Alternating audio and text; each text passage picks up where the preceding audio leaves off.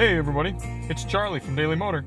Today we've got the audio system demo of the 2021 Lexus LC500 Convertible and its 13-speaker, 915-watt Mark Levinson audio system. This is going to be an in-depth sound system review. Going to check out how the infotainment system works, take a look at inputs and audio controls. Going to listen to some sample tracks, get out on the road, and listen to those tracks while we're rolling, and I'll give you my thoughts at the end. Before we get started, let's hop out, take a quick look at this sexy ride. Brand new for 2021 is the convertible version of Lexus's Performance Coupe, the LC. All these beautiful, flowing, striking lines, this gorgeous silver paint. Going back to this black cloth top, big old wheels. If you guys want to see more, hit that subscribe button. Check out all the content we've got coming on the LC500. We've got a full review. No fuel economy review, though, on this car, as we didn't want to put the extra miles on it, and we got to imagine that those of you buying an LC500 convertible probably aren't too super concerned with the fuel economy from its 5-liter V8. Let's take a look at speaker grill locations.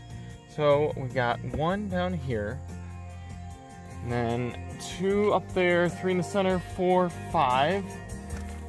Looking in the back,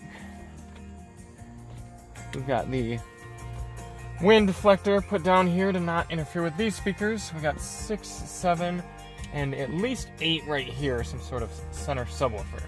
Now I know that's 5 short of the actual speaker count, but there's a good chance that Lexus has multiple speakers hidden behind speaker grills.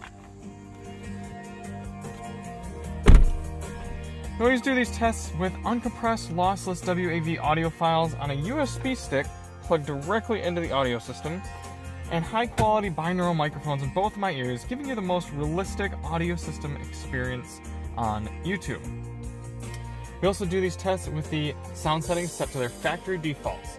So let's switch the track and go to those next. Get a little demo here of the trackpad in the LC500. Not the easiest infotainment system to use. There's no touchscreen capability. It's all controlled through this trackpad here.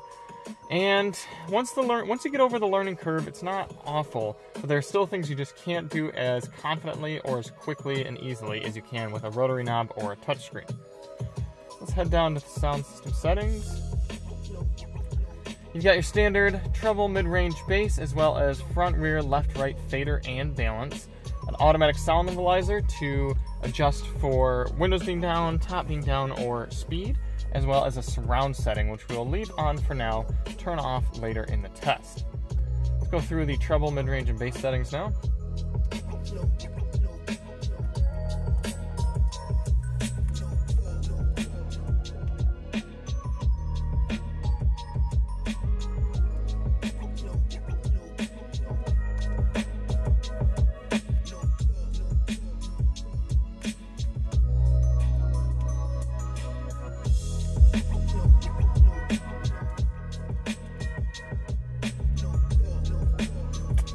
Okay.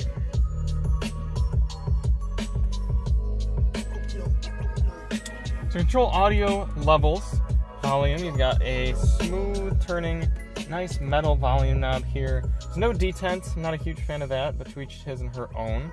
Then you've got volume controls on the steering wheel right here. For track selection, you can use a few different options. In the now playing screen, you could use the trackpad and actually scroll down to these track selection buttons and click, or you could use this tune knob up and down, or this seek track up and down. Lastly, you are able to use steering wheel controls as well. For audio inputs in the LC500, you've got everything you can imagine. Your standard Sirius XM, AM, FM, Bluetooth, Android Auto support, Apple CarPlay support, a CD, a DVD player, and 3.5mm auxiliary input jack next to 2 USB ports. So what are you missing? Nada. Lexus has them all.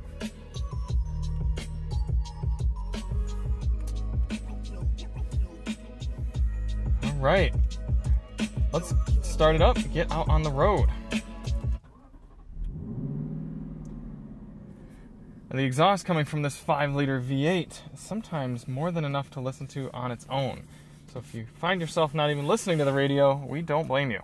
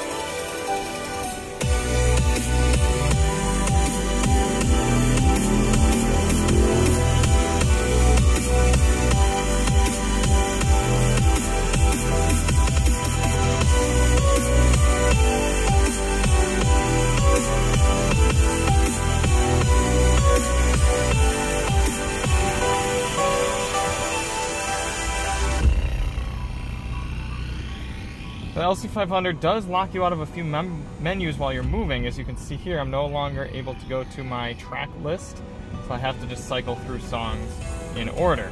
That's just a little bit more confusing because unlike every other car I do this test on that organizes songs by alphabet within my flash drive, the Lexus and Toyota systems organize songs by their actual location within the folders. So I need to get on and reorganize my USB folders, but for now, I just have to kind of guess where all the tracks are.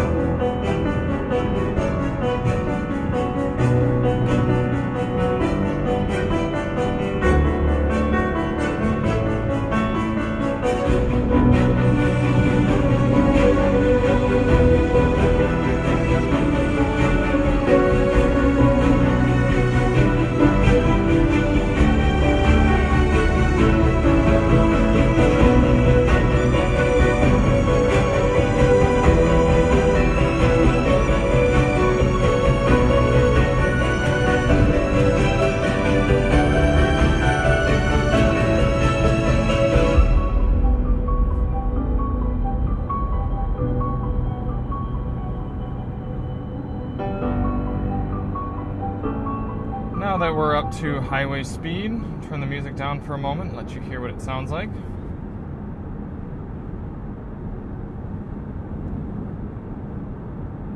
The engine is able to quiet right down, but you do still hear some road noise. Wind noise is pretty low though. Okay, so this next song can really test an audio system, all its various abilities, highs, lows, balance, and mid-range. So let's see what the LC500 is able to do.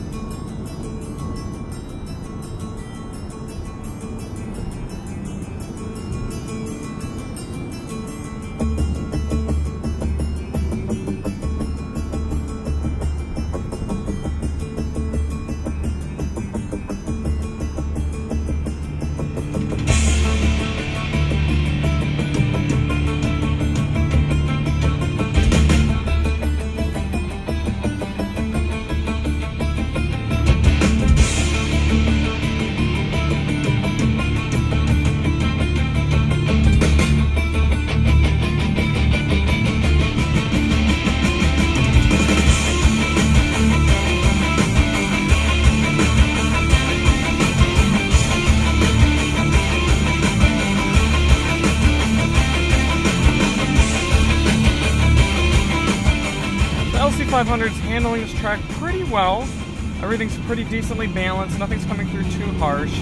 It's a little lacking on kind of the low-end punch that I'd like to see and that I have heard from other cars, including the Mark Levin system in the GX460. So just for kicks and giggles now, let's turn off the surround setting and see if it sounds any different.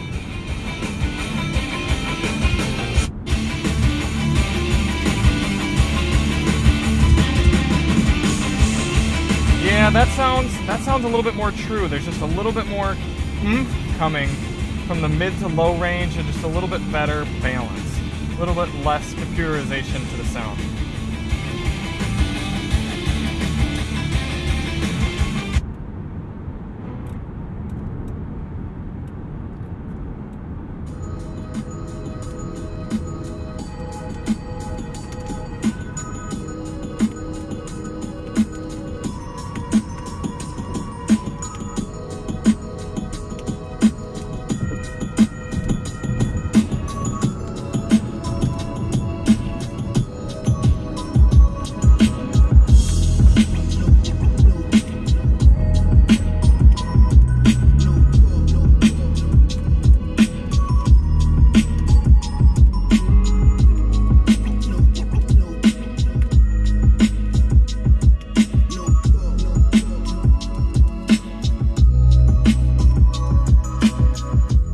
Automatic sound levelizer in this car does a really good job at keeping the audio at exactly the same level regardless of ambient noise. Some cars have just a speed dependent audio control and they might get too loud or too quiet as you get rolling, but this keeps the volume exactly the same, does a really good job with it.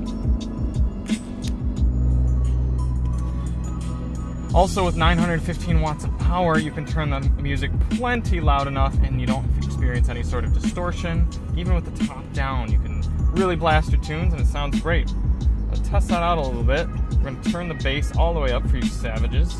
If we can get over there. I really get frustrated by this touchpad. I don't care how long I use it. It's not easy to use and get around these darn menus. It's infuriating. Just want to get over to the bass. I just want to get right there. Okay.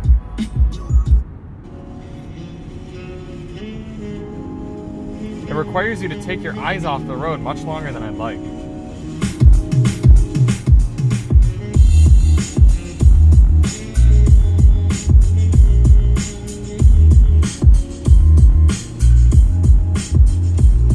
It's definitely a good bit of bass, not too much mirror shakage on either the outside or the inside mirrors.